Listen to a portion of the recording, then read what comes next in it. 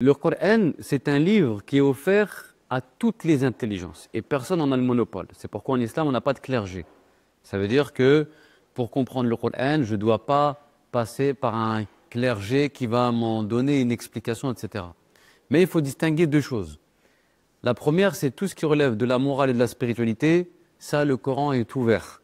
Ça veut dire n'importe qui peut prendre le Coran, bien sûr avec un minimum de convenance intérieure et de sincérité, peut méditer le Coran, les histoires, les paraboles, les images, ont dégagé une leçon, un enseignement qu'il va s'appliquer. Et donc les interprétations peuvent être multiples. Il faut faire attention non plus à pas interpréter de façon à tirer les versets par les cheveux. Hein, des fois, on tord les mots, etc. Tout en restant cohérent avec le sens des mots. Donc ça, à partir du moment où tu sens que cette interprétation, elle te parle et elle te permet de te changer, c'est que, alhamdoulilah, c'est le bon chemin. Par contre, il y a une partie du Coran qui relève des normes, on va dire, hein, des règles juridiques. Là, il faut, on va dire, des qualifications.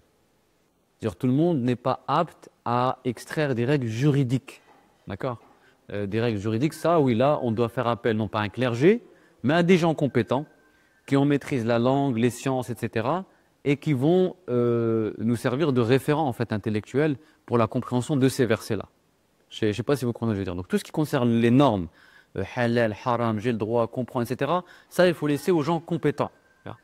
C'est pourquoi le Coran il est bien délimité. Autant il est offert à tout le monde, mais autant il y a une partie qui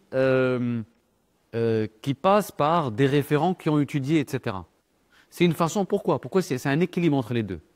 D'un côté, on n'a pas un Coran qui est, comment dire, qui se présente de manière anarchique, où tout le monde peut le lire et l'interpréter à sa sauce. Ça donnerait une cacophonie dans la communauté.